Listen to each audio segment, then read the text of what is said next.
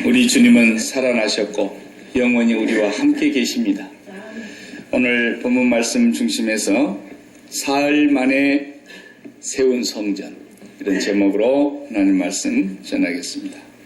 지난주 우리가 1절에서 13절까지 전반부를 보면서 심령의 성전이 무엇인가를 소개했습니다. 솔로몬은 6장 마지막 절을 보면은 이 성전을 건축하기 시작한 지 7년 만에 완공을 합니다. 겉에 건물, 그 다음에 안에 인테리어, 그 다음에 그 안에 들여놓는 성구들까지 완벽하게 만드는데 7년이 걸렸어요. 7년 동안 성전 짓는 것도 참 굉장하지만 구약의 아브라함에서부터 예수 그리스도 나시기까지 2000년입니다. 또 정확한 연대는 아니지만 아담에서부터 아브라함까지가 또 2000년이라고 말하기도 합니다. 토탈에서 4000년인데, 그리고 예수님이 오시고 우리가 지금 2000년이 지난 삶을 또 지나고 있습니다.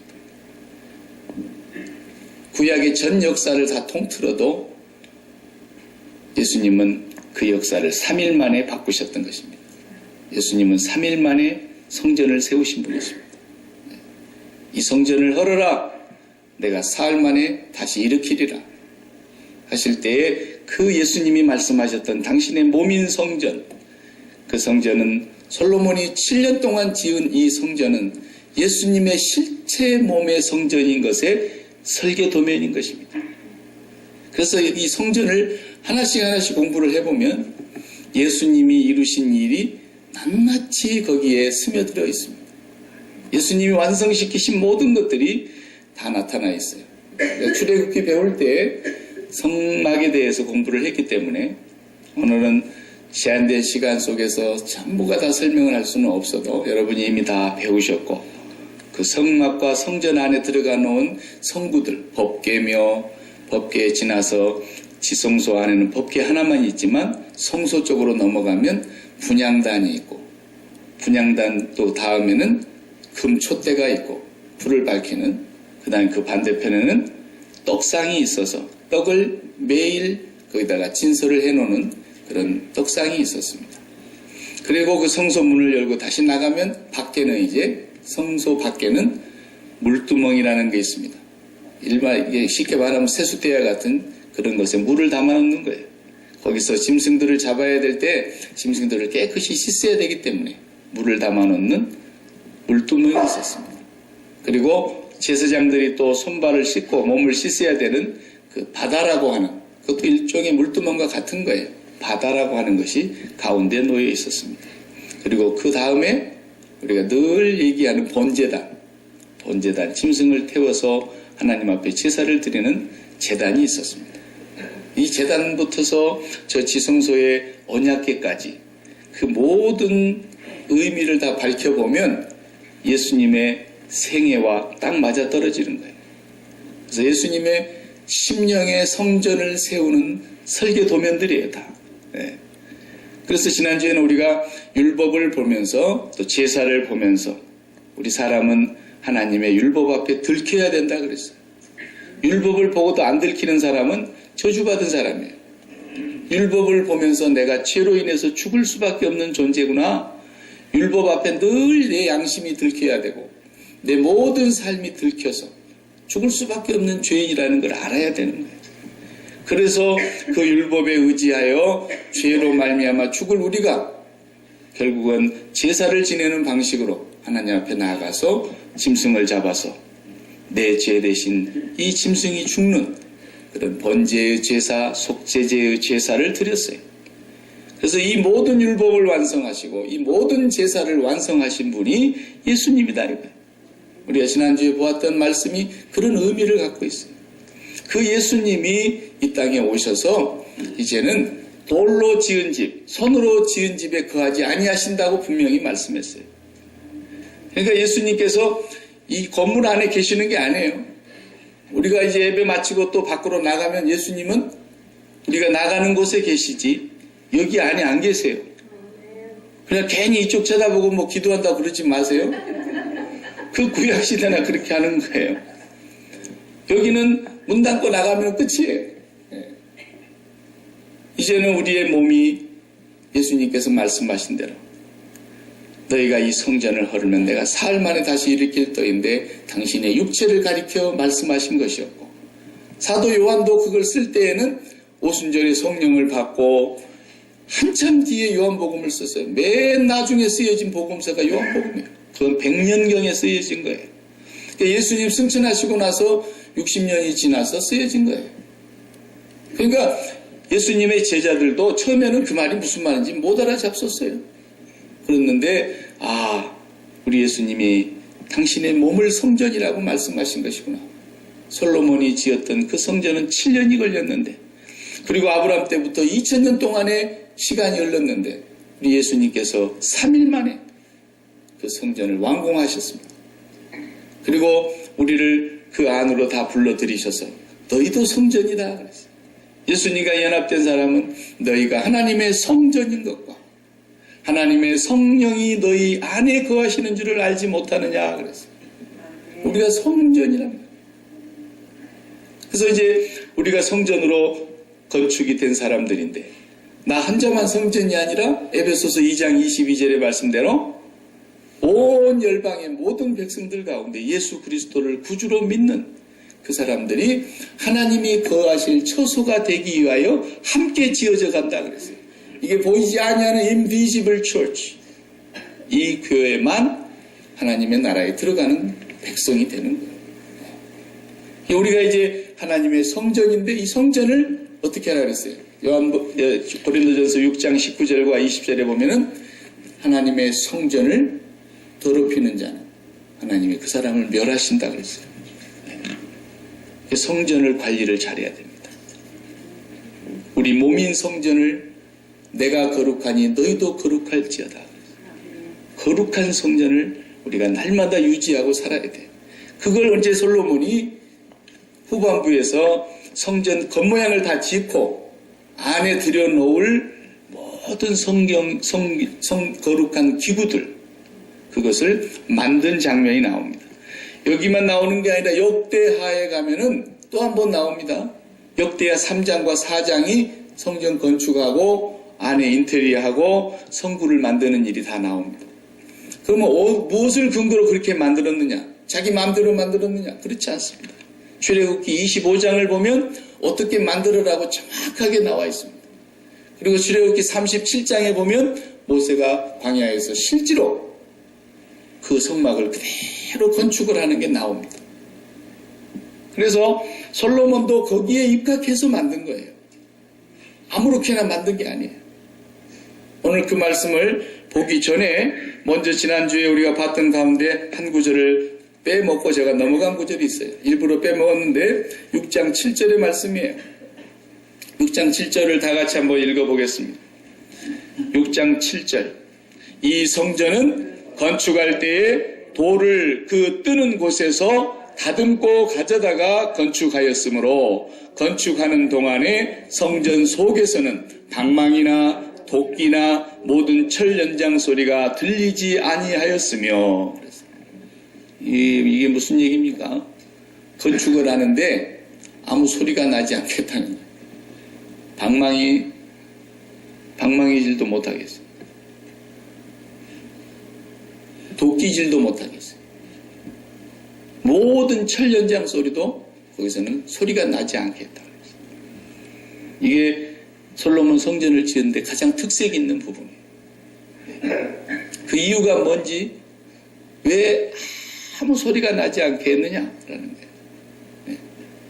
전화기 안 끈 사람 있으면 지금 빨리 꺼요.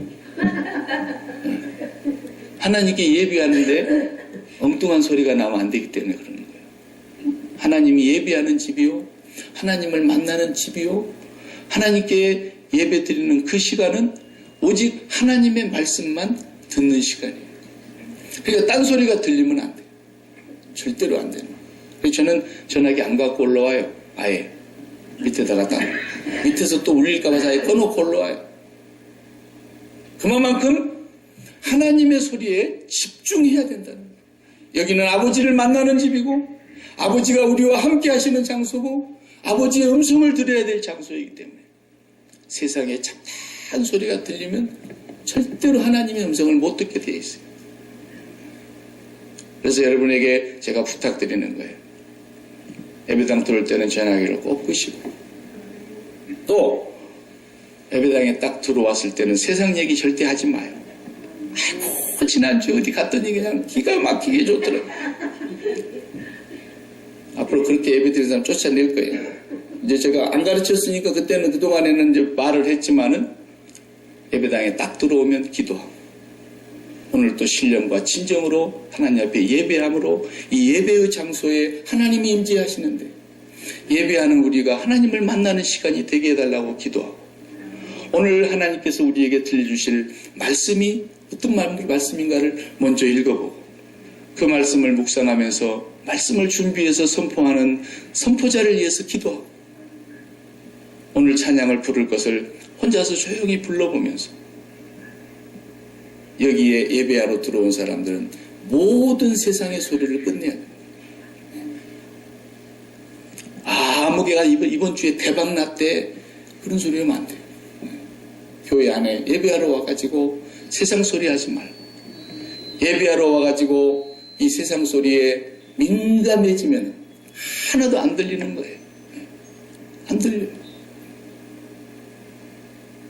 하나님은 우리 보고 뭐라 그랬냐면요, 입 다물어라 그랬어요. 입 다물어라.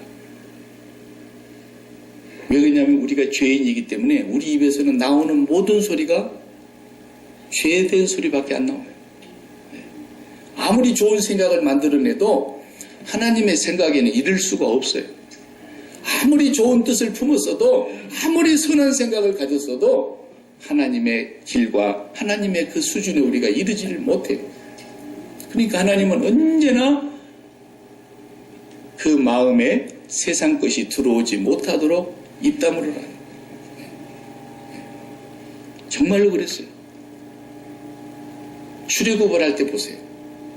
홍해바다 앞에 왔는데 얼마나 말이 많이 나오니까, 우리를 애굽 땅에서 차라리 그대로 놔두지, 여기 와서 물에다가 장례를 지내려고 데려왔느냐고 소리를 지르기 시작하는데, 그때 모세가 하나님 앞에 기도하고 뭐라 그랬습니까? 전부 입 다물어라 그랬어요. 잠잠하라 그랬어요. 그리고 오늘날 우리를 위하여 베풀어 주시는 여호와의 구원을 보라 그랬어요. 아무 소리 하지 말라. 전부 입 딱 다물었어요. 나중에 여호수아가 모세의 후계자가 되어 요단강을 건너가서 여리고성을 들어갈 때 첫 번째 성읍을 전쟁할 때 어떻게 했어요? 거기서도 뭐라 그래요? 전부 입 다물어라. 그리고 하루에 한 바퀴씩 돌라 그랬어요. 7째 되는 날은 더 일찍 일어나가지고 하루에 7바퀴를 돌라 그랬어요. 돌아버리겠어 정말. 응? 이게 뭐 하는 짓거리냐 말이에요. 왜 말을 하고 할 것 같으면 할 말이 없었겠어요. 아무도 말소리를 내지 마라 그랬어요. 내가 신호를 내릴 때까지 함성을 지르라고 하면 함성을 지르되, 그 전까지는 아무 소리 하지 마라. 출애굽기 25장과 37장을 보면 이 법궤를 만드는데 지성소에 넣어놓은 법궤도 만들고 성막을 짓고 하는 것이 출애굽기에 나오는 얘기인데, 세상에 그렇게 자세하게 말을 해줄 수가 없어요. 우리 장 목사님도 목수일이라 그러면은 카펜터 학교를 졸업하셨기 때문에 웬만한 건 뭐 다 하십니다. 그러면 거기 오홀리압과 부살렐은 하나님의 신이 충만해가지고 목수일을 보는 사람이었단 말이에요. 그러면 야 너희들이 괴짝 하나 만들어가지고 거기다가 넣어놔라. 그리고 거기다가 이렇게 율법서를 담아놔라. 그러면 되는 거 아니에요? 그러면 목수가 어련히 알아서 만들겠어요? 그런데 어떻게 말씀하십니까? 길이는 얼마로 하고, 넓이는 얼마로 하고, 높이는 얼마로 해서 그것을 어떻게 장식하고, 어디에다 넣으며, 색깔은 어떻게 하고, 재료는 뭘로 쓰고, 거기 괴는 수레에다 싣고 다니는 것이 아니라 레위의 후손들이 어깨에 메고 다녀야 되기 때문에 법궤의 네 기퉁이에는 반드시 금고리를 만들어가지고 고리를 만들어서 길다란 장대에 끼워가지고 네 사람이 가마를 매듯이 메고 가야 되기 때문에 너무너무 자세하게 만든 거예요. 야, 그 괴짝 하나 만들어라 이러면 될걸. 무슨 말이에요? 우리 보고 입 다물어라는 거예요. 우리 입에서 나온 것은 하나님의 뜻하고 안 맞다는 거예요. 아시겠어요? 정말로 그런 거예요.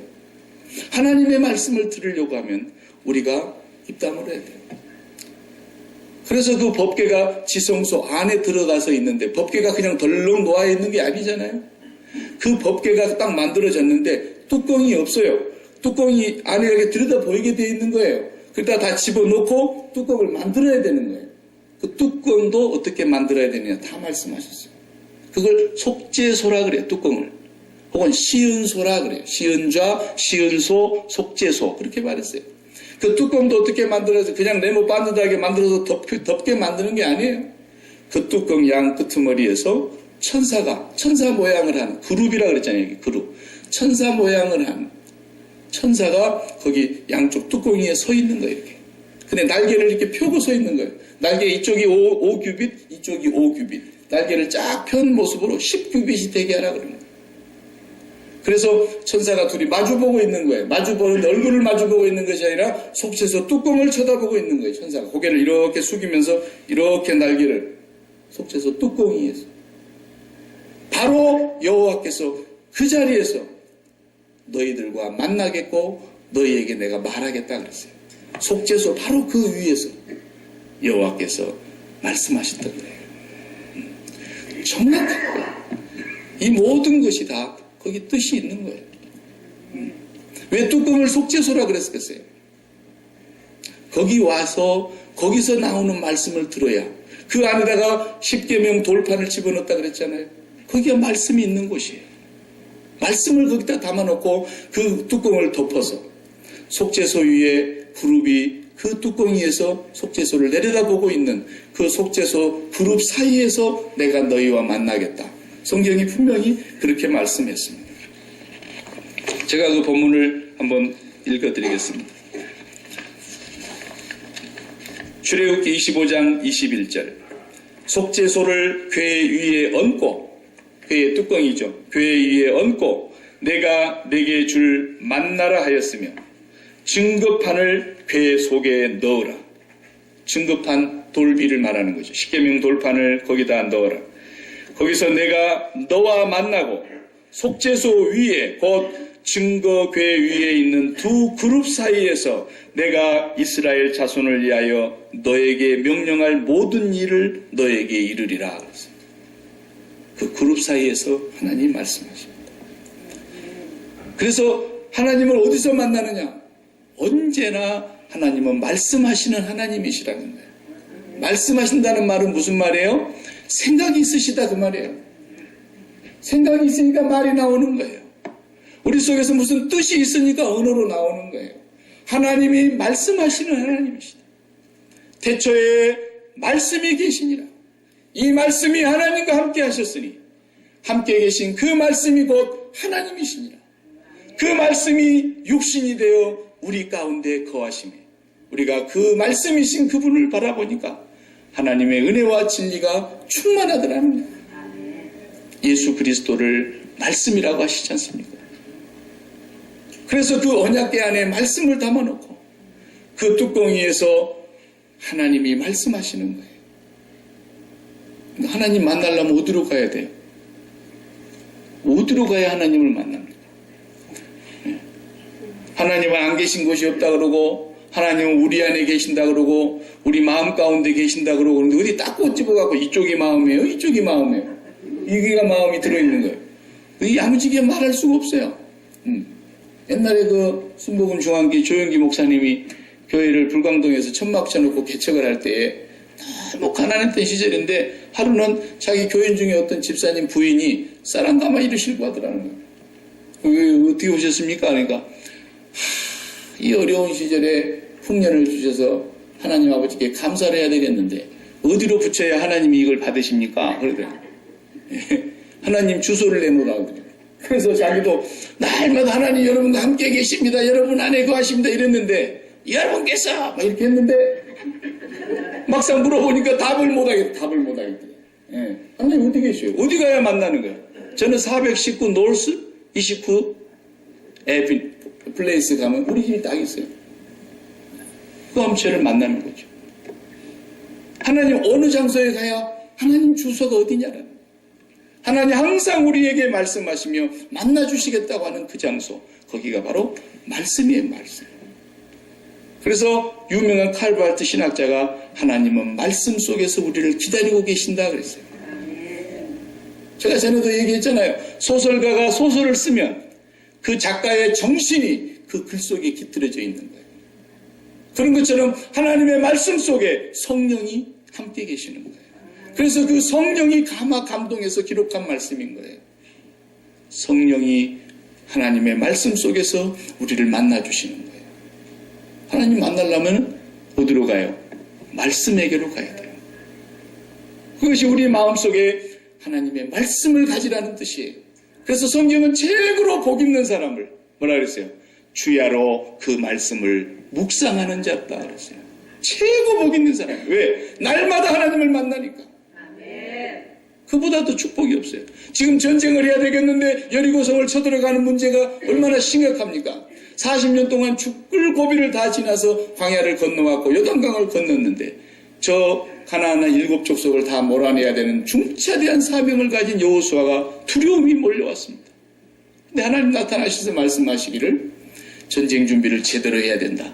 소대장을 뽑고 중대장을 뽑고 대대장을 뽑고 연대장을 뽑아가지고 아주 일사불란하게 움직여서 이런 얘기는 한마디도 안 하시고 너는 두려워 말고 놀라지 말라. 마음을 강하게 하고 담대히 하라. 내가 내 종 모세와 함께 있었던 것 같이 너와 함께 있을 것이다. 너는 어디로 가든지 율법을 주야로 묵상하며 그랬어요. 하나님 말씀만 묵상하고 있으라는 거예요. 왜? 거기서 하나님 만나니까. 하나님 만나면 길이 다 해결되니까. 그러니까 교회를 다녀도 교인이 성경을 읽거나 묵상하거나 그 귀한 말씀을 내 마음속에 늘 기억하기 위해서 암송하거나 그렇게 해야만 하나님을 만나는 거예요. 하나님 만나는 거예요. 그 외에서 하나님을 만나는 건 전부 사입입니다. 전부 도적입니다. 강도입니다. 예수 그리스도께서 그렇게 말씀하셨습니다. 나는 양의 문이고 나를 통해서만 들락날락할 수 있고 나를 통해서만 아버지께로 갈 수 있고 나를 통해서만 아버지의 은혜가 우리에게 임할 수 있고 담장을 넘는 건 다 도적놈이고 강도다 그랬어요. 말씀이신 분을 통해서만 유일하게 하나님을 만날 수 있는 거예요. 그 예수님이 당신을 통해서 성전을 완공시켜 주셨다 이거예요. 그러니까 이 언약궤는 말씀이 있고 말씀을 속죄소로 덮어놨다는 것은 거기 속죄소가 뭐예요? 죄를 씻는 장소예요. 그래서 1년에 한 번 들어가는데 대제사장이 속죄일날 짐승의 피를 번제단에서 받아가지고 성소를 들어갈 때에 너무 겁이 나서 먼저 자기 죄를 씻는 제사부터 먼저 하라 그랬잖아요. 대제사장이라도 거기를 못 들어가니까. 들어가면 죽으니까. 하나님의 면전에 설 수가 없으니까. 그래서 먼저 자기의 죄를 깨끗이 속죄하는 번제의 제사와 속죄의 제사를 제사장이 드리고 그 책임 맡은 대제사장이 두 번째 다시 나와서 백성들 전체의 죄를 속죄하는 속죄 제사를 드린 그 피를 가지고 속죄소 위에 가서 7번을 뿌려라. 속죄소 위에서 내가 그들의 모든 죄를 사할 거라는 거예요. 죄가 어디서 판명이 납니까? 하나님 말씀에서 판명이 나기 때문에 그래요. 말씀에서 벗어나면 다 죄악이에요. 네. 거기가 우리의 말하자면 소위 말하면 마음이라고 하는 지성소예요. 그래서 이 지성소를 왜 천사가 이렇게 딱 감싸고 있느냐? 그리고 거기를 똑바로 지키고 있느냐? 아무도 여기는 범접할 수 없는 곳이라는 거예요. 여기는 어느 누구도 함부로 발을 들여놓을 수 있는 곳이 아니라는 거예요. 그래서 창세기에 보면은 이 그룹이 나오잖아요. 에덴 동산에서 범죄하고 쫓겨난 뒤에 화염검과 그룹들로 거기를 지키게 하여 생명나무 과실을 먹는 길을 가는 것을 주님이 원천적으로 봉쇄했다 그랬어요. 그 그룹을 말하는 거예요. 아무도 하나님께로 나아갈 수 있는 자가 없어요. 예수의 피로 속죄함을 받기 전에 바로 그 자리, 그 말씀을 통해서만 우리는 하나님을 만나는 것입니다. 하나님이 말씀하시는 하나님이십니다. 우상 섬기는 사람은 뭐 부처라도 하나 만들어 놓고 거기 가서 절을 하니까 보이는 것이 있어서 좀 시원한가는 모르겠는데 너희들은 도대체 하나님이 어디 있어서 뭘 보고 절하고 그렇게 하느냐? 우리가 뭐 하나님 어디 계시는가를 말하기가 곤란해요. 하나님 어디 계시느냐? 하나님의 주민등록지는 어디냐? 말씀이세요.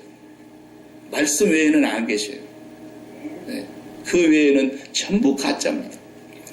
그러니까 봉투 갖고 막 기도받으러 다니고 그런 권사들 기도재단 만들어 놓고 그 사이비들이 너무 많습니다. 나는 지금까지 그런 사람들이 정상적으로 예수 믿는 걸 본 적이 없습니다. 저는 태어나서 어머니 등에 업혀서부터 지금까지 교회를 다녔는데 수도 없이 그런 사람을 봤습니다. 배송재단 딱 차려놓고 자기가 거기서 기도해 준다고 용한 무당이 돼가지고 굉장히 기도를 하는데 막 병자들은 병 낫기를 위해서 기도한다 그래가지고 병든 사람들이 거기 막 몰려가서 병 고쳐달라고 기도하니까 뭐 방언으로 쌀라쌀라 했으면서 뭐 이렇게 병 고치는 것처럼 했었는데 전부 사이비가 99%, 사이비가 99%. 그걸 아셔야 돼요. 우리 하나님께서 병을 주시기도 하시는 분이세요. 하나님이 박 목사가 병들어 있는 걸 모르시겠어요? 하나님은 냉혈 인간이라서 내가 병들어서 고통당하는 것을 보고도 좋아하시면서 즐거워하시는 분이신 줄 아세요? 하나님은 우리의 연약함을 다 아시는 분이세요. 우리 주님은 우리의 약함을 다 체휼하신 분이세요. 우리가 당한 것을 당해보지 않은 것이 하나도 없어요. 우리가 하나님 앞에서 병들었다고 무조건 고쳐 주시옵소서 그렇게 한다고 해서 되는 게 아니에요.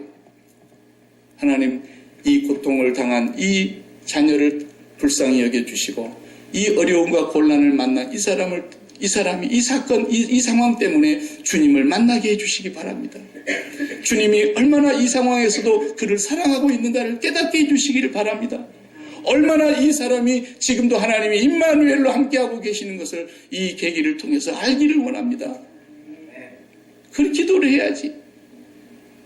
무턱대고 하나님 고쳐내 그렇게 하는 것이 무슨 하나님을 우리가 무시해도 분수가 있는 거지. 하나님이 모르고 계셔요? 다 알고 계세요. 오히려 잘 되는 것이 겁나는 거예요. 나는 보니까요, 잘 되던 사람들이 다 망했다는 얘기를 와서 간증하는 거 많이 들어보셨잖아요. 왜 그럴게요? 그렇게 잘 나갔다. 근데 쫄딱 망했다. 왜 그럴게요? 거기에 마음이 다 붙어갖고 있었기 때문에 그 마음을 하나님이 가져가시려고 그런 거예요. 그래서 하나님이 마음을 다 빼갖고 이제는 하나님께로 가져가 버린 거예요, 마음을. 예. 온전히 하나님께로만 마음이 가더라고요. 오늘 오전에 아침 새벽에도 내가 얘기했지만 내 마음에 너무 좋은 일이 많이 붙으면은 그 사람이 제일 걱정되는 사람이에요. 목사가 볼 때는. 제일 걱정이에요. 왜? 날이면 날마다 거기에 마음이 붙어갖고 그것 때문에 기뻐하고 있거든. 그러다가 그것이 잘못되면 또 벌벌 떨고 난리칠 게 뻔하거든. 정말로 우리의 마음에는 그 지성소의 법궤는 마음의 지성소예요. 그래서 잠언 4장 23절에 무릇 지킬 만한 것이 많지만 네 마음을 지키라. 생명의 근원이 여기서 나옴이니라. 그런데 그 번역이 조금 어색해요. 여기서 생명이 흘러나오느니라. 그런 뜻이에요. 생명이 거기서 흘러나온다는 게 마음에서. 생명이 뭡니까? 생명이. 살아라라는 명령을 생명이라고 그러는 거예요. 살 수밖에 없는 당위성. 내가 살지 않으면 안 돼. 나는 이것 때문에 반드시 살아야 돼. 이것이 생명인 거예요. 이게 없으면 살아도 사는 게 아니에요. 나를 살게끔 만들어주는 거예요. 아무리 힘들어도 나는 살아야 돼. 왜? 이것 때문에. 나를 살으라고 명령하고 있는 거예요. 살아야 할 힘을 주는 거예요. 살아야 할 이유가 있는 거예요. 그것이 생명이에요. 그것이 마음에서 나온다는 거예요. 그런데 그 생명을 돈으로 생각하니까 마음의 지성소에다 돈을 담아놓은 사람은 돈 때문에 기뻐하잖아요. 돈 때문에 슬퍼하잖아요. 돈 때문에 원수 맺잖아요. 돈 때문에 좋아하잖아요. 돈 때문에 그냥 새까맣게 심장이 타잖아요. 그 속에서 돈이라는 생명을 의지하고 살았다는 거죠. 그러다가 그 돈이 무너지니까 하나님 돈 주세요. 돈 해결해 주세요. 전부 다 우상 숭배하고 있는 거 아닙니까? 간음하고 있는 거 아닙니까? 돈이라는 자를 그토록 사랑하고 있는데 왜 이 돈을 나에게서 가져가느냐 이거. 이런 신앙생활은 절대로 하나님을 만날 수가 없습니다. 왜 하나님이 안 만나지느냐? 왜 하나님이 느껴지질 않느냐? 왜 하나님이 나를 사랑하는 것이 경험되어지지 않느냐? 그 마음속에 하나님 아닌 것들을 극진히 사랑하고 있기 때문에 그런 거예요. 이 언약궤의 이 마음의 지성소 안에다가 말씀을 담아놓아야 되는, 하나님을 만나는 말씀이 있어야 되는데 말씀은 없고 전부 다 세상에 속한 것들을 담아놓았기 때문에 하나님은 죽었다 깨나도 만나지지가 않는, 부활하신 주님은 말씀으로 우리에게 오신 분이십니다. 말씀이 육신이 되어 우리 가운데 오셨습니다. 우리가 그분의 영광을 볼 때에 아버지의 독생자의 영광이시며 그분 안에 은혜와 진리가 충만했음을 사도들이 보았습니다. 그 말씀을 날마다 붙들어야만 그 말씀 속에서 하나님의 음성을 듣게 되어 있어요. 그러니까 또 어떤 사람은 이게 말씀 안 보고 그렇게 하다가도 이 목사가 설교하니까 그 말씀 속에서 맞는다 그러니까 손으로 찍어가고 이것도 또 점쟁이처럼 보더라고요.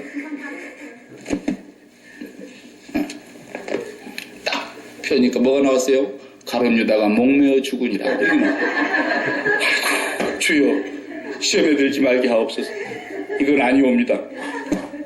그러고 됐는데 가서 너도 이와 같이 하라. 이렇게 나오죠. 누구한테 그랬어요? 사마리아 사람, 강도 만난 사람 도와주고 나서 가서 너도 이와 같이 하라. 그 본문이 딱 짚힌 거예요. 아이고. 성경 말씀을 그런 식으로 보면 안 돼요. 성경 말씀은 살아계신 하나님의 음성이세요. 나는 오늘 하나님 음성 들었어. 그러니까 사람들이 이게 돌았나? 되게 지 혼자 신령한 척하네. 그렇게 비꼬는 사람들이 있어요. 아니 하나님의 말씀을 읽으면 하나님의 음성을 들은 거지. 이 말씀이 성령의 감동으로 하나님이 기록해 주신 말씀인데 하나님을 어디서 만나려고 그러냐 말이에요. 맨날 어디 가서 이상한 소리나 들으려고 그러고 이상한 불빛이라도 좀 비쳤으면 좋겠고 이런 이상한 무당식의 그런 신앙생활을 하려고 그런다.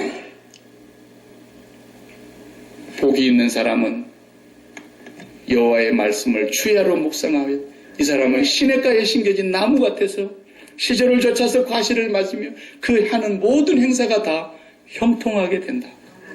하나님을 만났으니까.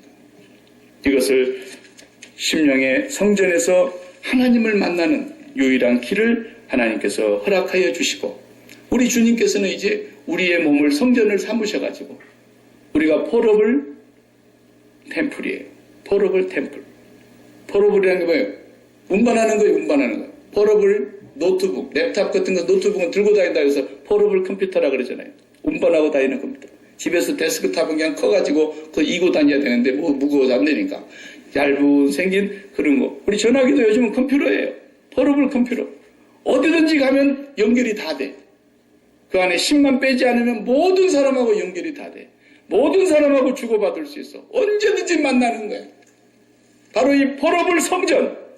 이것이 예수께서 사흘 만에 세우신 성전이라고. 그가 죽으셨습니다. 우리는 이제 세상에 대하여 죽었다는 것입니다. 그가 살아나셨습니다. 이제는 우리는 하나님께 대하여 살자라는 것입니다. 그가 승천하셨습니다. 이제는 우리의 마음의 성전이 하나님께로 가야 된다는 것입니다. 하나님 그 하신 곳으로 가야 돼요. 이것이 우리 주님께서 사흘 만에 세우신 성전입니다. 포러블 성전이니까 여러분 가 계시는 곳이 아버지의 보좌이며 아버지의 발등상이니까 땅으로도 맹세하지 말라. 거기가 하나님의 보좌임이니라. 주님이 그러시잖아요. 어디든지 하나님의 보좌예요.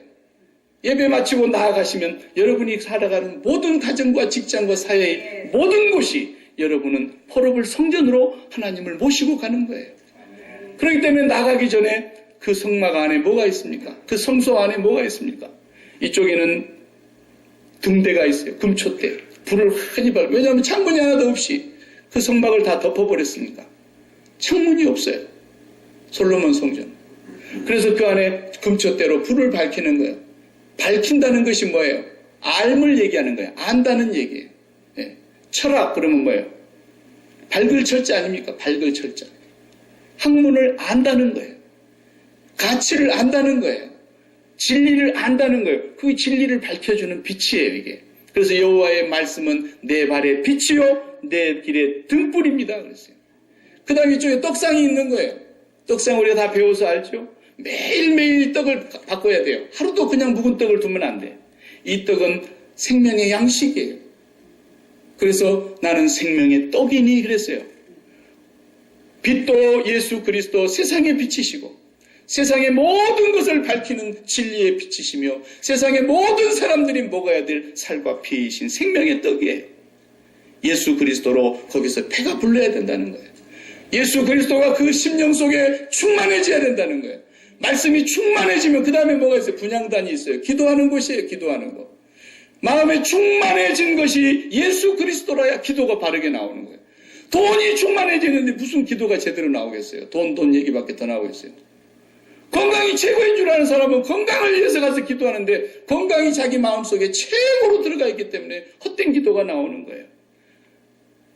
이제는 내 안에 그리스도가 사시니 살아도 주를 위하여 죽어도 주를 위하여 죽나니 사나 죽으나 나는 주님의 것입니다. 그러면서 내 안에 계신 예수 그리스도가 생명의 떡이 되고 생명의 빛이 되어서 하늘의 영광을 바르게 보고 나니까 하늘의 영광 내 마음속에 차고도 넘쳐 할렐루야를 힘차게 부르면서 하나님의 말씀으로 배가 불러가지고 나가야 저 세상에 나아가서는 관광지처럼 다니는 거예요. 금강산도 이제 식후경이니까 배가 불렀으니까 관광으로 다니는 거예요. 여기서 하나님의 말씀을 먹지 못하고 내 심령이 하나님의 말씀과 완전히 동떨어진 삶을 살면서 내 영혼이 줄일 대로 줄여가지고 있으니까 세상에 나아가면 전부가 뭐예요? 사냥터로 보이는 거예요. 이것도 잡아먹어야 되고 저것도 잡아먹어야 되고 왜 이 자식놈 너도 내 마음에 이렇게 마음에 안 드냐? 당신 남편이 왜 이렇게 이 모양이냐?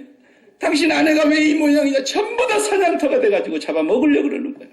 나를 좀 만족시키라는 거예요. 나를 좀 배부르게 하라는 거예요. 그 마음속에 말씀이 없기 때문에 그 마음속에 예수 그리스도로 충만해 있지 않기 때문에 우리가 나아가는 것이 생존 경쟁의 치열한 사냥터로 변해버리는 거예요.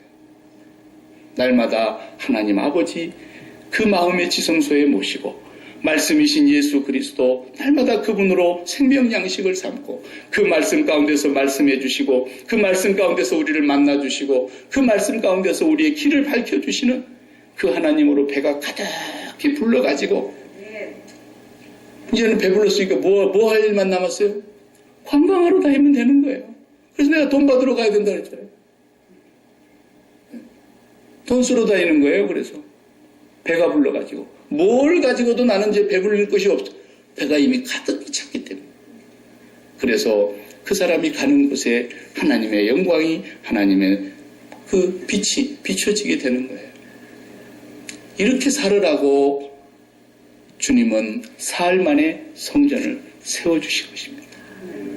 이 한 가지를 이루시기 위해서 봄부터 소쩍새는 그렇게 울었던 것입니다.